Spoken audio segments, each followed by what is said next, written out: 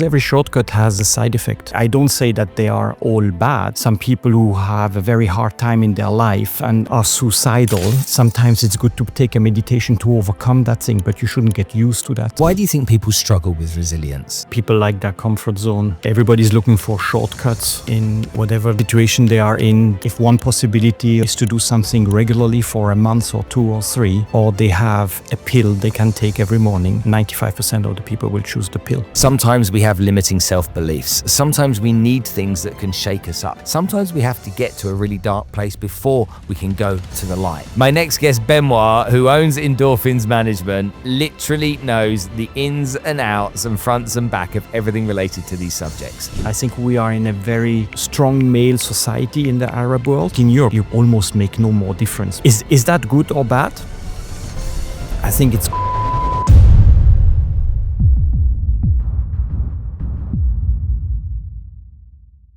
Hi everyone and welcome to this episode of the podcast. Guess what? We need you to subscribe. So please subscribe if you're watching this on YouTube. Doesn't cost you anything. It's free and it helps me provide better content for you. If you're listening to this on any audio app, then please like and follow and give us some feedback. If you like the show, if you don't like the show, if I can do it better, I would love any feedback that you can give. Okay, the next guest on the show. This man is obsessed with breathing techniques, ice baths, walking on fire, and learning how to change the way that you think through experiences.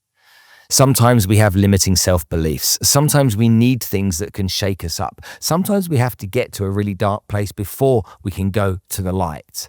My next guest, Benoit, who owns Endorphins Management, literally knows the ins and outs and fronts and back of everything related to these subjects. So we're going to do a deep dive. We're going to ask some very simple questions and we get to ask some really deep and profound questions so that we can get to the bottom of this kind of stuff, if it works, why it works, and what we can do about deploying these processes in our lives to make a difference for the better. And please welcome to the show the fascinating Benoit Demeulemeester.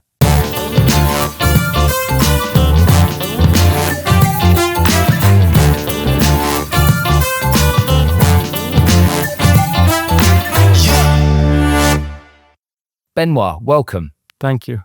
It's good to see you here on the show. I'm going to give people a bit of an understanding as to how I know you, because you made me walk a few months ago across some hot coals.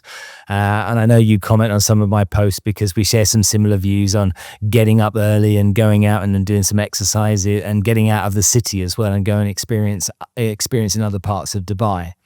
But I want to start with resilience, because this is a subject that for me is something I'm really challenged by, because I don't understand enough how people think, why they do what they do, and why they can't see what's blatantly obvious to me.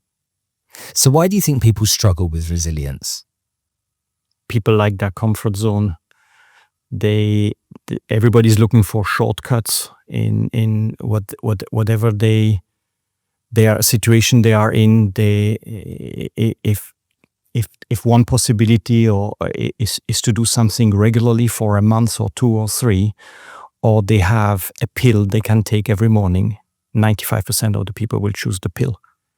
And the pharmaceutical industry is amazing in how they market to get to that shortcut. You want to lose weight, there's a pill.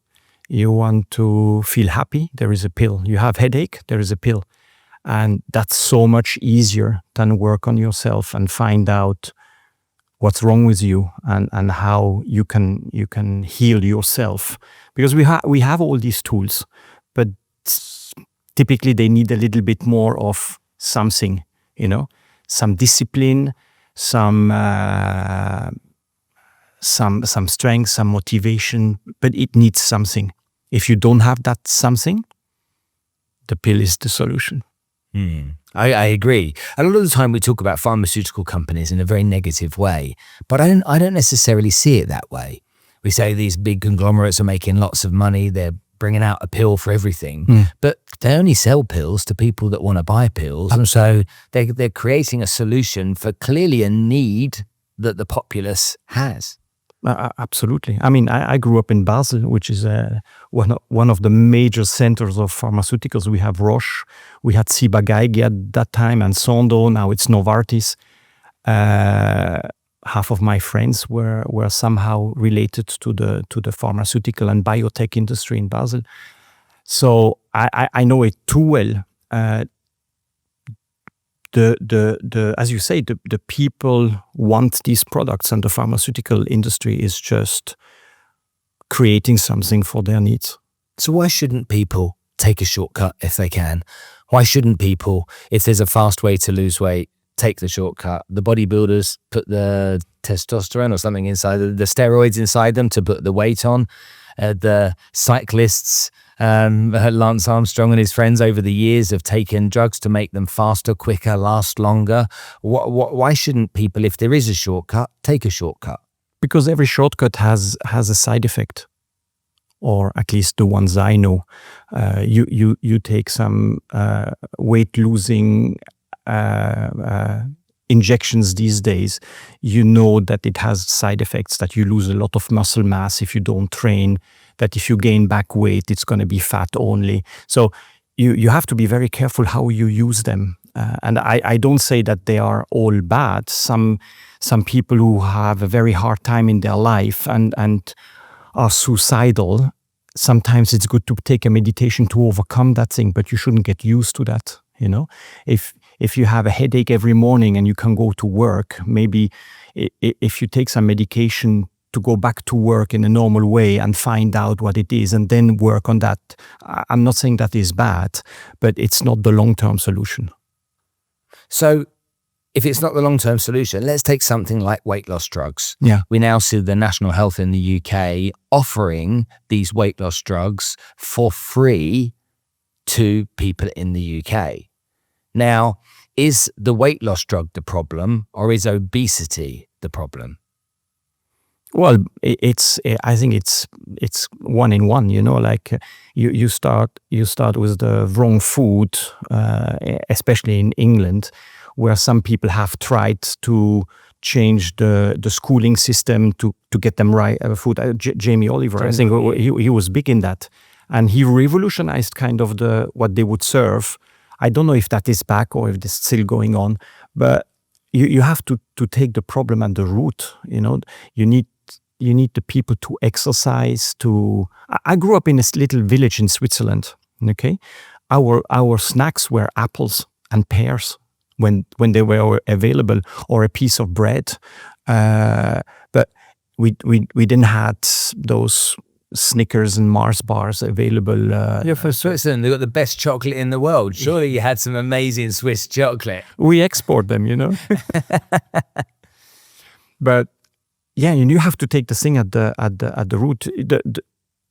If you have to lose weight and use medicine, the problem is not the losing weight. The problem is to gain it. Why you gain it in the first place? So is that not then the problem? The problem that this lifestyle, this solution is being created for, is this terrible lifestyle that people have adopted subconsciously along the way. Well, I think so. And again, it comes from of a place of comfort zone. We like to be in the same temperature, in the same place, doing the same thing. That's what people like to do. But you don't grow there. You don't evaluate. Nothing. It's when you challenge yourself that things happen.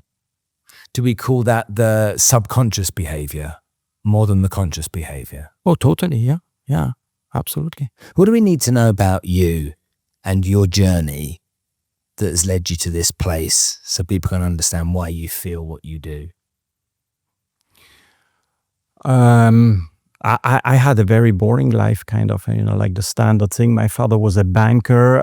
My mom was looking after us, and my English was really bad. I hope it's a little bit better now. My father sent me to England every summer, and I always came back with Italian and Spanish knowledge rather than English. So my father told me that I will go and work in England, which is like the worst thing you can do in the summer. He sent me to the city, and then my banking career started. I was in banking for a good a good 25 years. What kind of banking?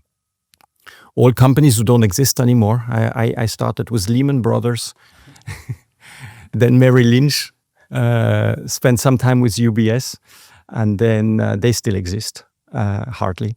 And then I created my own company.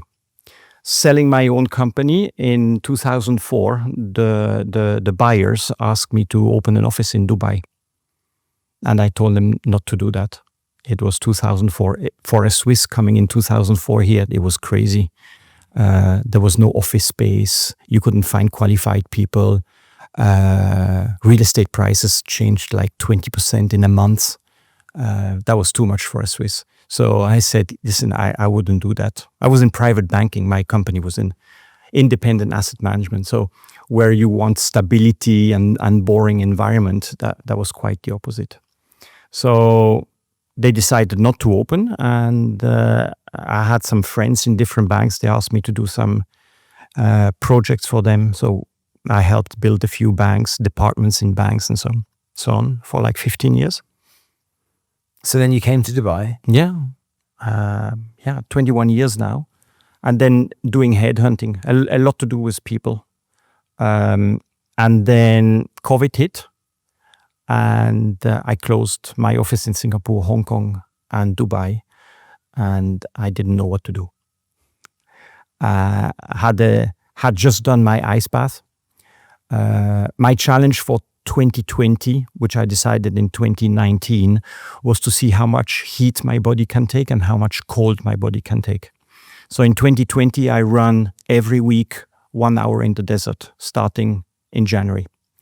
And then it gets warmer over the summer. But I did that. And then I was Googling ice, how could you get cold? And then Wim Hof came up. So I did the Wim Hof course, was supposed to go to a Wim Hof retreat in the spring, but obviously everything got cancelled because of the COVID. So I bought a bucket, put some ice in it and experienced that by myself. And then my neighbors, and then the friends of the neighbors. Really? So what was it like the first time you went in ice? Because it's been all the rage over the course of the last couple of years, maybe here in the UAE. I know that you were doing it a long time ago, but everyone and his dog seems to do it now. And whether that's ice or whether that's different, slightly higher than zero temperatures, you see it around a lot. So what was that first experience like for you when you did it on your own? So if you go now on YouTube or you talk to some friends, you will find somebody who's done an ice bath and he will tell you how it is. I had no friends who had done an ice bath, and there was not much on YouTube, and you don't always believe what you actually see.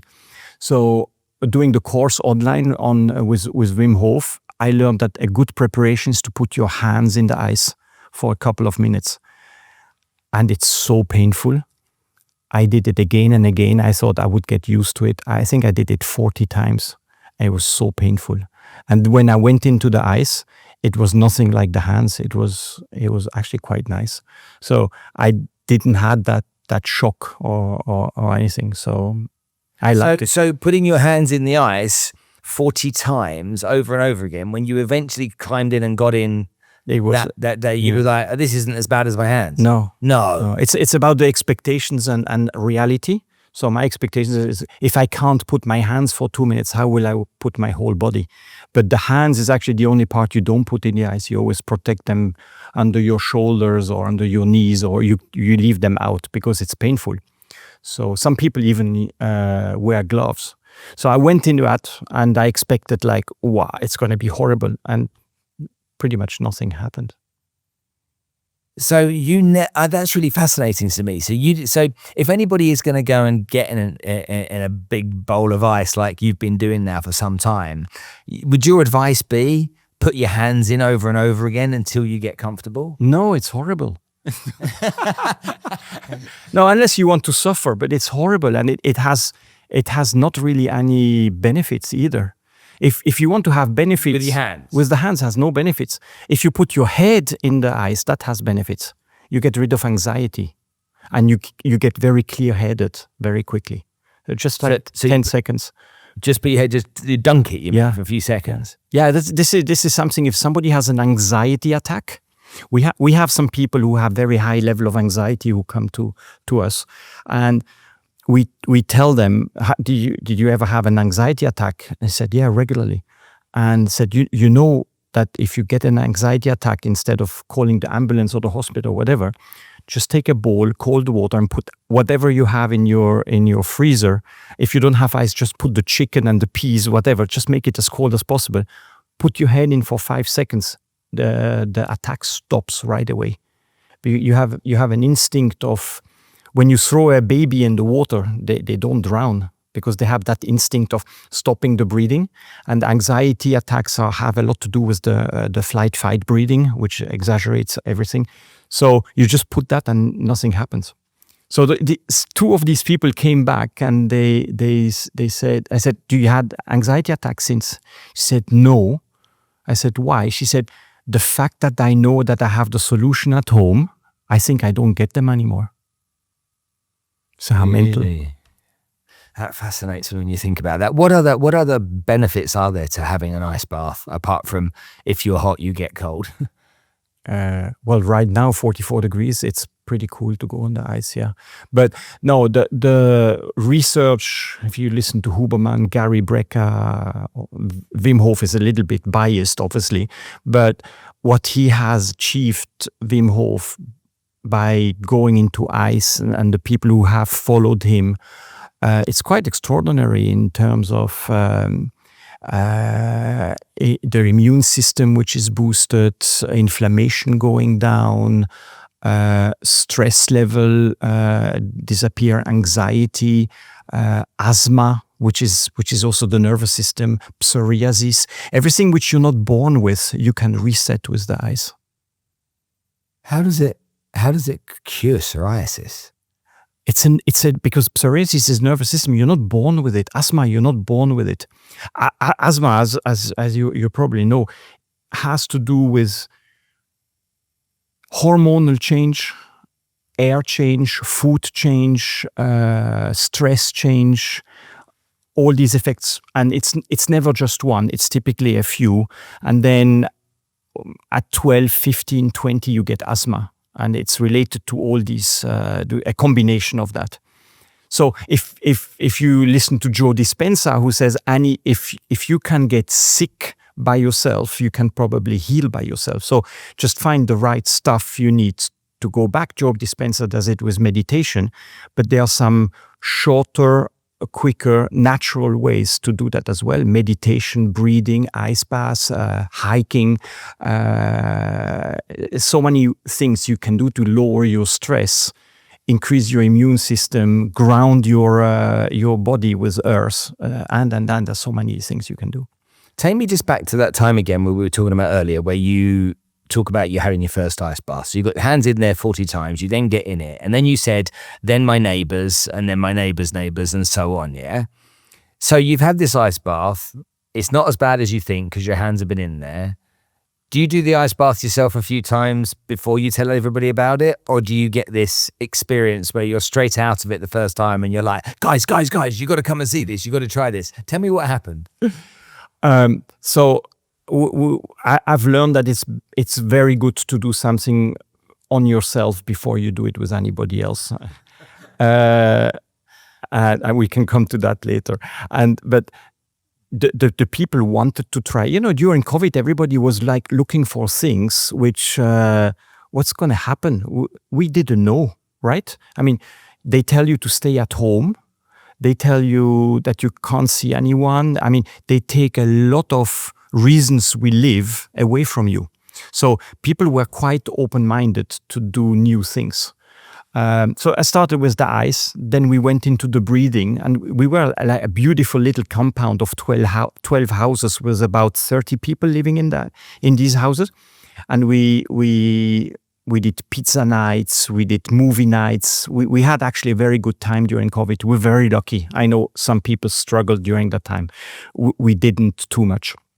So I didn't really know what I was doing going in the ice, and I was not qualified, if there is any qualification you can have to put people in ice. But we were doing just trying and error, like, can you stay 3 minutes? Can you stay 4 minutes? And this French guy, he stayed 5 minutes and he was still alive, and then you build up, and how do you breathe? How you calm down your system? Do you close your eyes? Do you keep your eyes open? And then you learn that was pretty much learning by doing. Do you believe everyone should do ice baths? No. I think people who really don't want to do ice baths is probably the people who need it the most. and then there are people who do it because they know it helps them. Amongst the two people I regard as the highest athletes in their thing is Ronaldo, who spends a lot of money on his health, and the other one is Djokovic, who is also very informed about all the limitations of your body and mind. Both do ice baths for different reasons, slightly different reasons, but it seems to work, and they do it regularly. And if you look at, one is 38 and the other one is 40, in what shape? And it's not because of the ice baths, it's because of a lot of things they do. But they are anti-medicine, anti-pharmaceutical. They do massage, they do sauna, they do all the things we know has no direct influence on your internal system of medication. The first time I met you, I went to your house when you were in Al-Manara in Sakim. So for those of you in the UK and the US, that's a residential area in Dubai, a nice residential area in Dubai, not far from the beach. Now, I turned up at your house. I was invited by somebody that said, go and pay and go and do that. And I'm like, well, I'll give it a go. And I remember turning up at your place, and in your back garden, there were 3 or 4 of these ice baths. There was a sauna, and there were these wooden plates with nails in. And before we did any of that, you said, right, we're going to do some breathing. So I don't know how many, maybe there was 10 of us. We laid on these mats and we did this breathing technique that you taught us. That breathing technique made my lips go numb. And it made them all almost contract a few times as well. It was like my mouth was kept in this position after doing this breathing. I thought that was really weird. And I couldn't get my head around that. And then you said, right, now come and stand on these pieces of wood with nails sticking out. Okay. Different people do different lengths of time, but come on, you can do it. Give it a try. I stood on that piece of wood with the nails, and it was excruciatingly painful. Yeah. And I think I lasted 30, 40 seconds, something like that. Which is great. Nothing major. But then the next person got on and they lasted 3 or 4 minutes. And so I clearly in that moment was thinking, why are we doing this? And I was really, why are we doing this? I didn't get the message. And then it was, okay, we're going to do the ice baths and we're going to do sauna as well. So you're going to go from hot to cold to hot to cold. And you're going to do 3 ice baths. And I was like, okay, well, I'm up for this. I'll give it all a go. I don't mind. I'm not getting on those pieces of wood with those nails again. Not on your Nelly, but I'll give this stuff a try. And I remember I got out of the sauna, I went into the ice bath, and I think it was you that was teaching me how to do it. And you crouched down low and you in eye contact with me, and you were talking to me about how to breathe as I was sat there. And I'm sat there, and I think I've got my under the knees, my hands under my knees as I'm sat there. And whilst you're talking to me, I'm thinking, you're a lunatic, you're mad, why are you making me do this? And then why am I even thinking about doing this? Because to me it was freezing cold. And I remember did you have the feeling that you were thinking you will die? I just kept saying to myself, why am I doing this? Okay. In that moment. Okay. So I went through that. I think it was 2 or 3 minutes. I can't remember. But then you're like, get out. Okay. And there were some other people there that you decided to pour some ice over their head, and some other people you put in buckets of water over their head. And I'm like, if that guy does that to me, we're going to fall out. Anyway, so I jump out. I'm cold. I move around a bit, warm up, go back in the sauna. The reason I'm telling everybody this is that I want them to understand this little bit of this journey that I went on with you, because I couldn't understand why. Now this was maybe not the middle of summer, but it was definitely very, very hot. And I live here maybe 10 or 15 kilometers from where that place was. That's probably that far in distance, probably a 20-minute drive home. Yeah. If you live in Dubai, you'll know that you don't go anywhere without the windows closed and the AC on. But I drove home from that with the windows open all the way home. And even when I got home, I was cold. And I couldn't believe it had that much of an impact for that long on me. So I did that, and I went to that experience. And there's one of your clients, a lady called Shireen, and she was the person who encouraged me to do it. Then there was an event on the beach.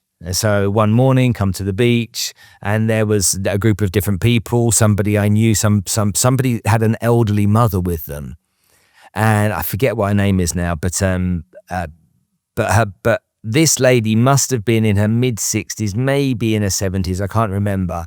And we had to get in this ice bath again, and she just got in it and sat in that ice bath like she was sat in a deck chair. It was like, yeah, this is fine. This is great. I'm really enjoying this. And I'm like, what is going on in these people's minds? And from that moment onwards, I couldn't get my head around it. I couldn't understand what the benefit actually was. I felt amazing when I got out for 10 minutes. So since then, people have said to me, come and do an ice bath with me. And I'm like, you're all right. And so the reason I tell all of this is I want people to understand this little bit of a journey I went on, but I want you to try and give some context to what people should be feeling, or what different experiences your clients have when they go through this with you on those types of events, in those types of evenings or mornings. So we have different people who come for different reasons. We have professional boxers who come for recovery. We have people who come for the community because they meet their friends there. And there are other places you could meet their friends, but that's the place they choose.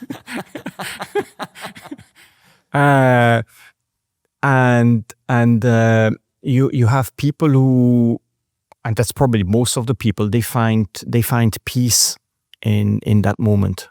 So right now we have like people going through a divorce, lost their job,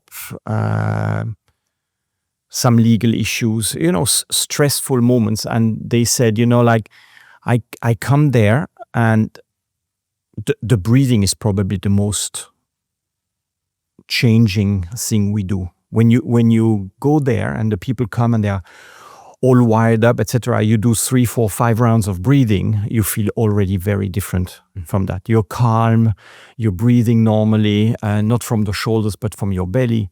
And then the ice is boosts your dopamine, you feel amazing, it cools you down, it has some health benefits, physical or mental.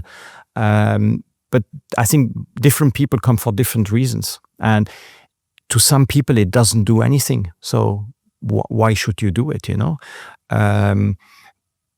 People find their peace in other things. Getting up early morning and going to the gym. Some people have that routine. Some people go, like you and me. We love to go hiking. I think that's one of the most peaceful thing you can do, and in the hiking, because you can talk to people, and if you don't want to talk to people, you can just walk by yourself. You go either slow or faster, but you're by yourself, and it's one of the best meditation for me to do. So, do people need to do ice baths? No, it's one of the tools you can use to live better, physically and mentally. So the Djokovic and Ronaldo, they do it mainly for physical reasons, because they bring their body to the limits. I don't know how much mental is to that. I don't know, because I never talked to them about that, but I know it's physical. And for other people, it might be physical and mental, and for some people, just mental. I know people who come to our place for mental reason. They are super healthy, but they need that peaceful moment. Okay, folks, let's talk about real estate. Now, a recent partnership that we've just established on the podcast is with AYS Developers. Luxury properties with high-end finishes from people that really understand the subject. Often in Dubai, you'll find stuff that is maybe substandard. with AYS developers, you're not going to see that. You're going to see fantastic properties that you can buy, you can invest in, you can make a home on Dubai Islands and other places too. So go visit aysdevelopers.ae and check them out. I promise you it'll be worth the trip. Okay, well, then let's add to this, because there's more to this. There's walking on fire. and walking on hot coals and walking on fire, for me, enables people to pass through fears that they have in their lives that they may not associate with actually being a fear, but something that's stopping them doing something that they would like to do, or stopping them to do something that they need to do, or enabling them to create some form of proof that your brain isn't working on your behalf always. So if people walk on fire, your brain says, that's fire, you can't walk on fire, it's going to burn your feet. So you'd be stupid to walk on fire, because why would anybody want to burn their feet? Then they walk on fire, now they've proven that you can. So now what other doubts and fears do you have that you didn't think was possible that now could be possible? And to me, it's that getting people to realize that things that you don't think are real could be real, and things that you do think are real might not be real. When people come to the firewalks with you, why are they going? If 1 out of 20 is prepared to go in an ice bath or to stand on nail boards to get out of your comfort zone, I think it's only 1 out of 500 who is going to walk on fire. Because the fear to walk on fire is so embedded in us. I know when I was a small child, I liked fire, and I always touched candles. You know, you want to do the wax on your finger and play with it. My mama always said, you're going to burn yourself, you're going to burn yourself. I was small, next to the oven, be careful, you're going to burn yourself. You hear that for many, many years. Hot is dangerous. So your subconscious is fearful of hot, you know, because you can actually, it can hurt yourself, right? But we go to sauna and we know it's healthy. It's 100 degrees in the sauna. You put your hands in 100 degrees boiling water, you burn yourself, but you can go in 100 degrees air. That is okay. But on the fire, and you've walked on fire, and you know it's probably to stand on the nail board is harder than to walk on fire. Right? Yeah. So 100%. the fire is the most powerful exercise I know as a coach you can do to crush limiting beliefs in people. So, you know, you go and do leadership, or you do team building or goal setting with companies, and you have this, the manager says, okay, we're going to sell budget for next year. How I was in finance and you are in finance. The boss comes to you and says, how much more can you do next year? 5, 10%, 15%. That's kind of okay. When he comes to 20, 30, ooh, that's a lot. But what if he comes with 100%? We're going to double. When you do exercises like that, your mind doesn't say no right away. It says, okay, you want me to double the sales. What does it need? What are the tools you give me? So when we make people walk on fire, we give them tools how to do it. When you're in business and you want to double or triple your business next year, it's not impossible, but what tools do you need? Are you going to give me a new market? Are you going to give me a new system? Are you going to give me leads? Whatever. Now the people don't think that what they have to do the 100% increase with what they have, but they start thinking outside of that little worlds they have created. And that is what we do. Because our little world is so small, we don't, there's so many things we don't know. So we're helping the people say, you're much stronger than you think. And for some people, it's maybe just to go once in an ice bath or once doing this or that, to hold your breath for 5 minutes. It sounds like impossible, but free divers do it for 10, you know? You're not a free diver, but how long can you hold your breath right now? Maybe 30 seconds, 40 seconds, a minute if you're really well trained. What about 3-4 minutes? It's all about changing your mindset of, no, I can't do that. I can't do this. Let's go and do Kudra tomorrow, at lunchtime at 12 o'clock. No, it's way too hot. I can't do that. It's I don't want to do that. Can you? I don't know, but maybe you can. You won't know until you do it. Talk to me about men's mental health. This has been something that's become bigger and bigger and bigger over the years. You and I aren't too dissimilar. I'm 55 years old. I know you're a couple of years older than me. We grew up in environments where stiff upper lip, roll your sleeves up, get stuck in, man up. Yeah. And that was our norm. And, there's nothing wrong with that. That was the norm that we grew up in. We didn't know any different. And our fathers would say, you don't know how lucky you are, how lucky you got it and all that kind of stuff. But we see there's been a really big shift over the course of the last decade, 5 years in particular, where there's been far more attention put on the issues that men have. Suicide rates have gone up dramatically around the world.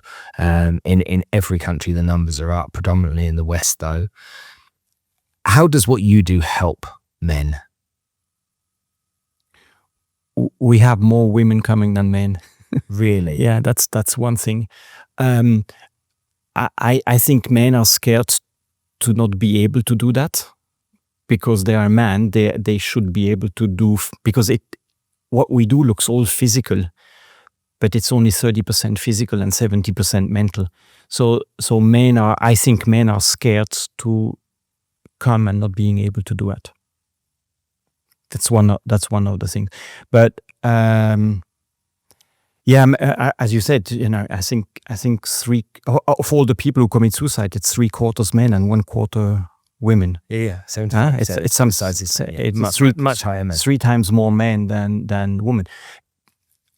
And I think today men start to be able to show emotions, not in all societies. I think we are in a very strong male society in the Arab world. You see how the Arab world educates boys versus girls is quite different. I think in Europe you almost make no more difference between every girl can do anything a boy can do and vice versa. But here it's the male is still the male, the dominator, and he has to be strong. You're a boy, you don't cry. So they may need 1 or 2 generations longer to get to where the Western world is. Is that good or bad? I think it's good that men can show their emotion and have groups where they can share their situations. But on the other hand, if I look how children today, how strong they are to face problematic or difficult situations, it has the other side of that. I think this manning up. I don't know how many people go to the army anymore, like this thing you hate when you're 18, but when you come out of the army, in Switzerland, everybody used to do the army. Now it's much less, but everybody hates to go to the army except a few. But when you come back and you think 10 years later, you learned a lot, like how to go through mud, how to go through shit, how to go through difficult situations, how you help someone who is in a worse state than you. How do you ask for help when you need help? So that thing, I don't see that very very much anymore in the people. Do you think army should be compulsory? Do you think everyone should go for 2 years or a year or something? Army or something similar, where you.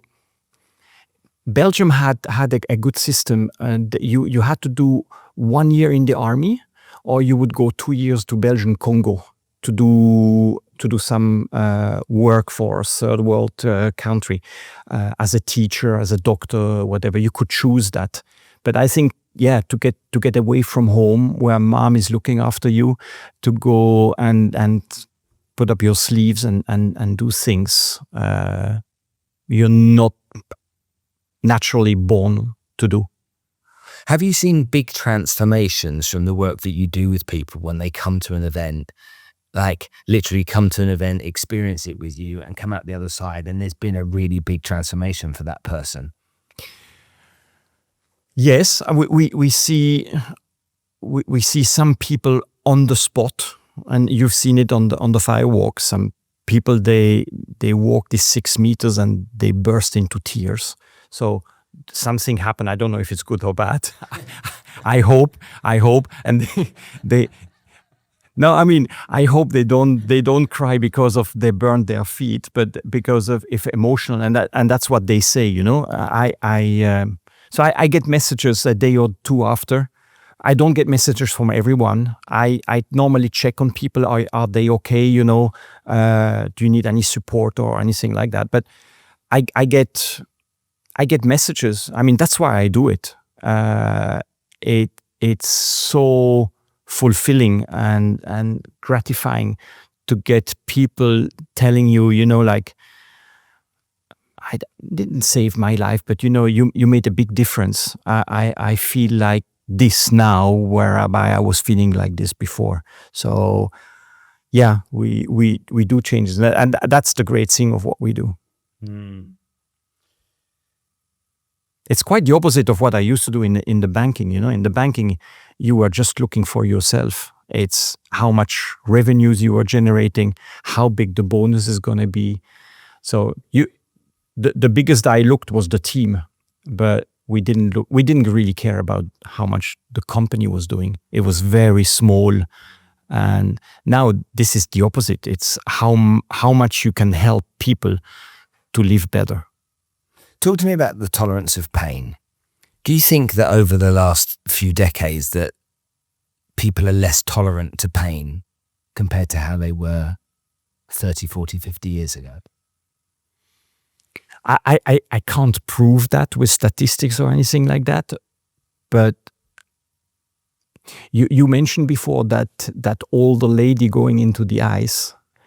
You take 20-year-olds, they are not there. The tolerance of pain, again with exceptions, but like the vast majority.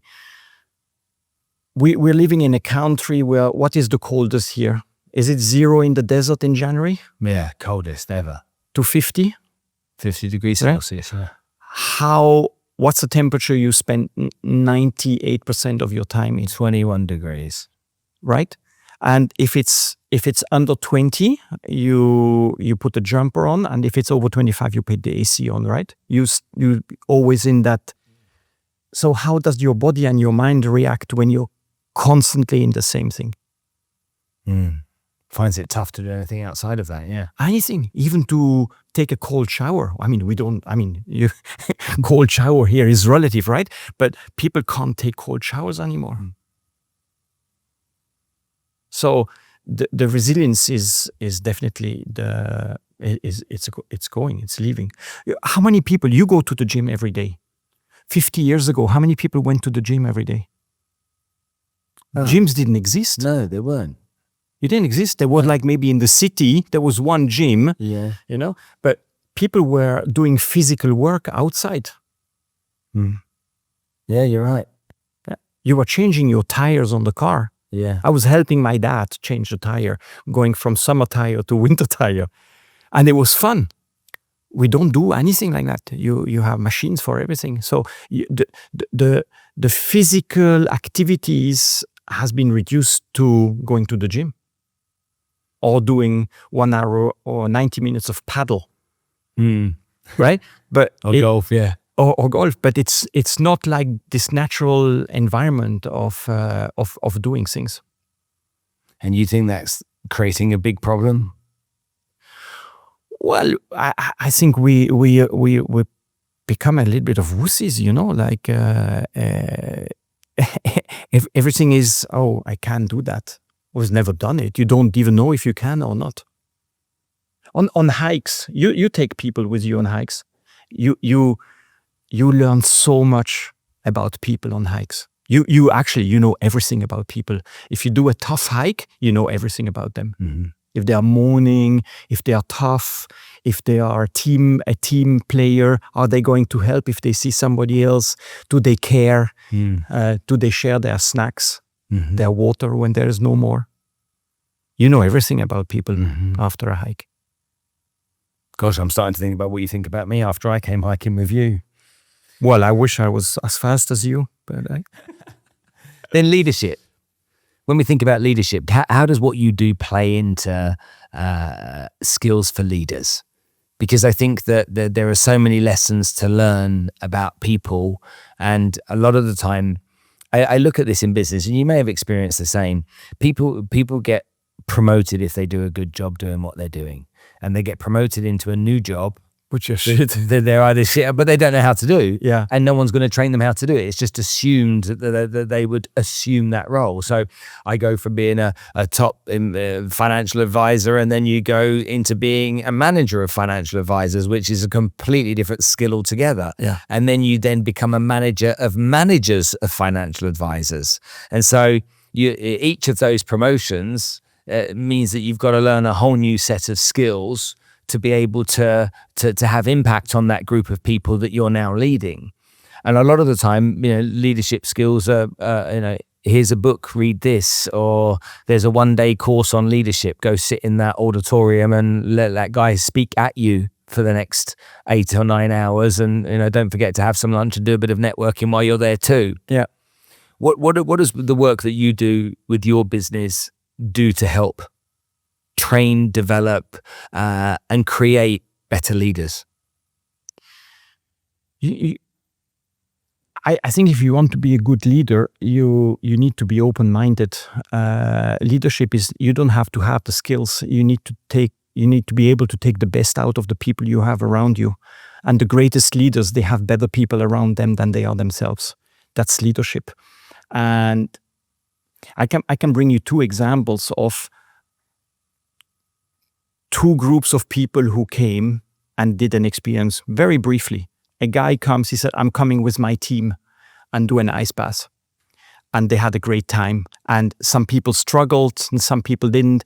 And it was, listen, we're not going to be judged on your professional way of what you're doing here with Benoit. And there's another one, he came 3 times in the ice bath before coming with his team. And I was not allowed to tell the team that he had been there before. Interesting. All right. So one is a leader, the other one is not. Interesting.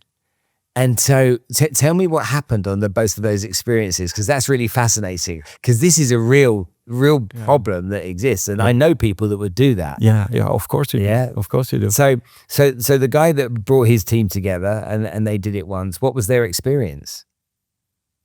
They were a team, They knew, look, we all do that for the first time. Let's learn together.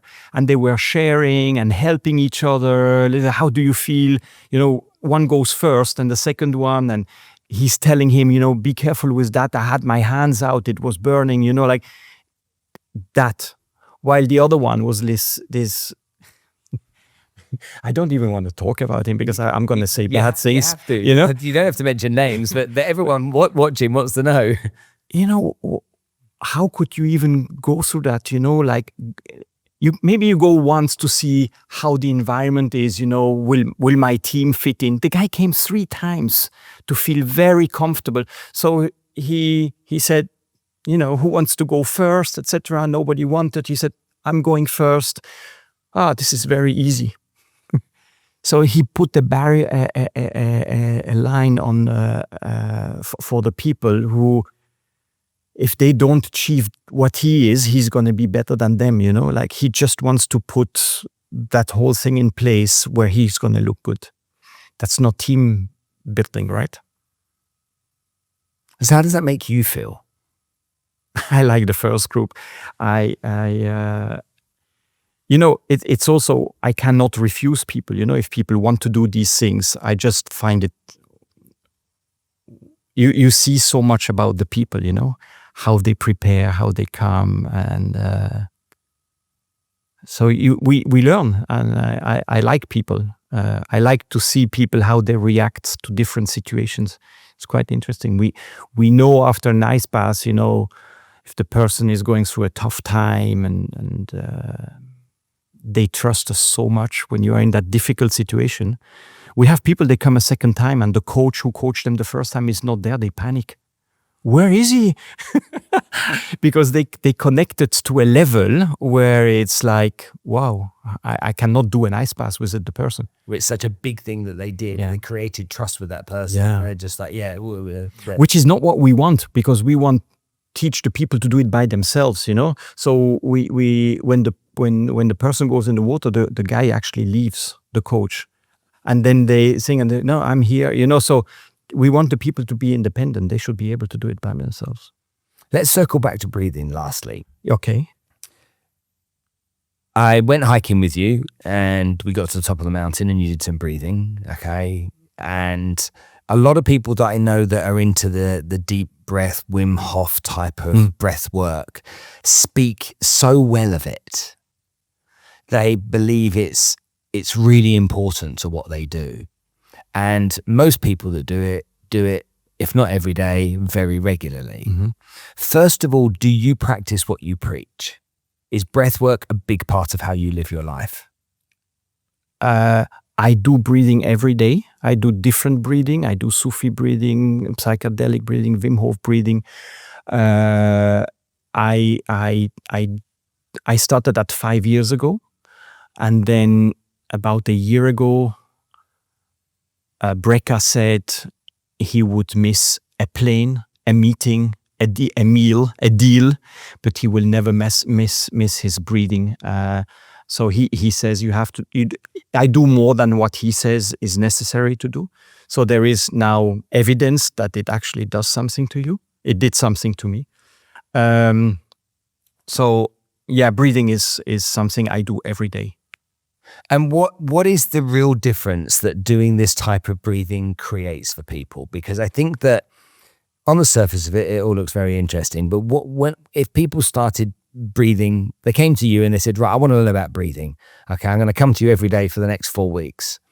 And they're going to breathe. That's a evening. They're going to break some bread with you and do this breathing technique. After 4 weeks of doing that, what kind of transformation do people have? I think if you do it 1 week, people in the office will tell you what has changed. What are you doing? You will be calmer, more focused, and you will deal with difficult situation in a different way. We do people when they have like their tight shoulders, tension here, they say it's stress. The stress comes from the breathing from the top, like breathing from like that instead of breathing from the belly. Okay, so you do between 20 and 26,000 breaths a day. 1/3 you sleep. So the 15,000 which are remaining, 12 to 15,000, if you do them wrong, just a little bit, just the shoulder a little bit, that's what creates the tension. If you see old people, they're like in the chair, they just breathe like shallow, just like from here. They're almost dead, right? If you look at animals, they breathe from the mouth very intensively. When they are chased by a lion, an antelope, the lion didn't get them. They shake the craziness out of their body, and they go back and they breathe from the belly. So we have been conditioned from stress, from school, from goal achievement, etc. That stress we built made us do wrong breathing. If you do yoga, if you know people in your office who do yoga, you will see their breathing is different than from the people who don't do yoga. Yeah, okay, I'll give you that. There's one thing I forgot to talk to you about. You went on water fasts and you went on complete fasts, I think, didn't you? Can you just tell me about that? Oh, the fasting, yeah. What you seem to use your body as your own being as a guinea pig a lot of the time to see if it'll work. But I remember watching it. How many days was it that you fasted for? Well, I do 5 to 7 days water fast from time to time, but I also tried dry fast. I've never done more than 72 hours, but that's much tougher than with water. So let's just break it down then. So you do a 7-day water fast. Yeah. Tell me what happens on a 7-day water fast. First day you are hungry and grumpy. I normally stop drinking coffee, so I get headaches on the second day. And then you stop having acidity in your stomach, etc. And then you sleep 2 hours less because you don't need all this energy to digest. Then clarity becomes, your body feels good. You can't run, but you can walk for a long time because you go into ketosis. Then autophagy kicks in, growth hormones kicks in, immune system boosts, your body becomes clean, and after 5-6 days, you break your fast. You can do longer. People do prolonged fasting today to support their when they have cancer, to kill the cancer cells, because they need more food than the rest of your body, so they also die the first.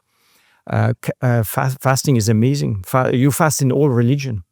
There's a reason for that. They find out that. So you have a 7-day fast. You have a great experience doing it. It's tough at first, but then it gets easier. Yeah. You create more focus. Would you recommend people do it? Oh, definitely.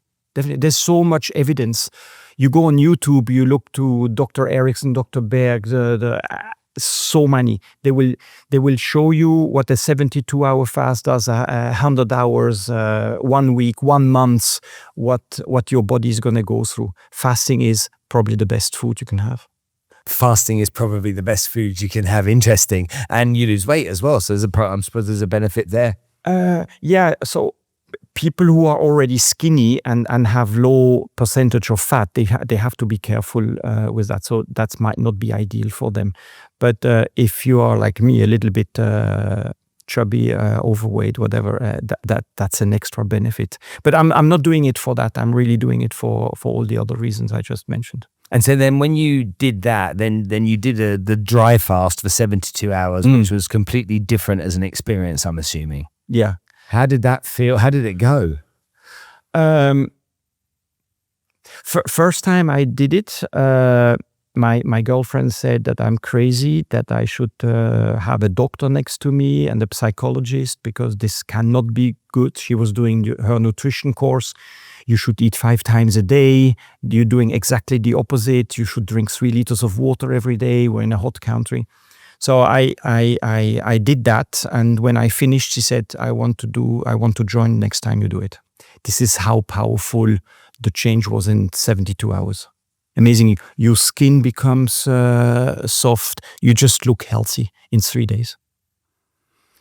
But how do you okay, your skin looks soft, you look healthy, but you're not had any water. So how do you feel inside? So the thing is, when you stop drinking, your body uses the fat and separates them in energy and water. And I peed every day twice, even though I was not drinking. Not a lot, and it was pretty dark. Yeah. But the body is amazing. And how long could you actually last if you were doing that? So the first time I did it, I bought 5 liters of organic coconut water, because I said, I'd be so dry and all that. I drank a glass like that of coconut water. I was full and I wasn't thirsty. So you don't dehydrate. People said, you're going to lose water only. You drink 3 liters of water and you're going to gain all the weight. I lost 6.5 kilos in 3 days. Wow. 6.5 kilos in 3 days. Yeah, and I gained 1.5 liter, which is probably the dehydration, but I lost 4.5 kilos. And this is because the body uses fat to create water. Interesting. And again, would you recommend that to people to try? I would go slowly, You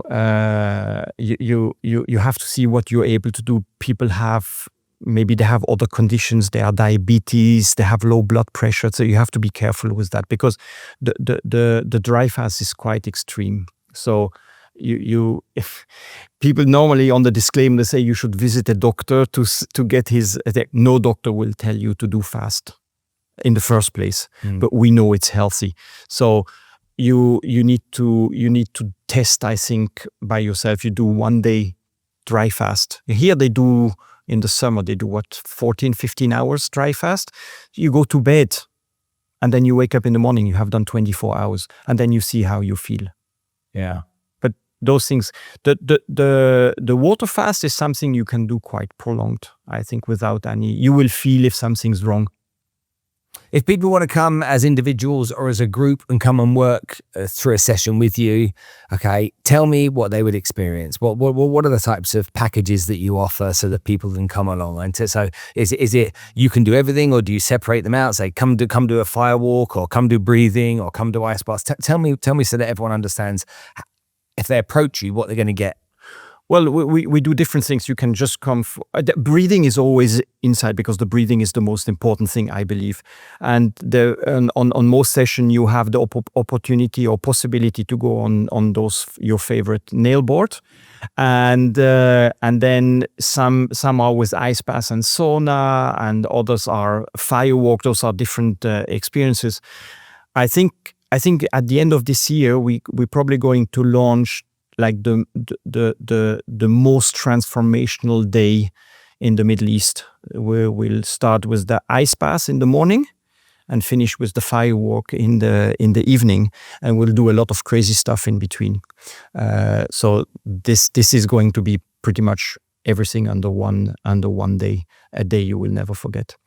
But otherwise, we have those sessions we do on the beach. We do private sessions, whatever people feel like. We do teams. We do football clubs. We help them where they think they can be helped.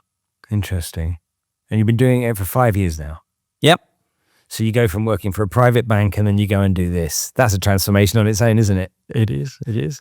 Benoit, thanks for coming to join me on the show today. It's been good talking to you. I appreciate your valuable insights and input. And I'm still not coming to do any more ice baths, but I'll see you on the fire for sure. Okay, thanks a lot. This episode is proudly sponsored by Allsop & Allsop, Dubai's leading and largest real estate brokerage. Now, with over 16 years in business, Allsop & Allsop have transformed the real estate experience for thousands of buyers, sellers, landlords and tenants. By leveraging cutting-edge technology and data-driven insights, they are the consistent driving force behind the growth of Dubai's real estate sector. Their unmatched expertise and industry knowledge empower clients to navigate the market with confidence no matter what their needs. Committed to finding your perfect home, they, without exception, ensure your real estate experience is as seamless as the property itself. Whatever your property needs, keep moving with Allsop & Allsop, the trusted choice in Dubai real estate.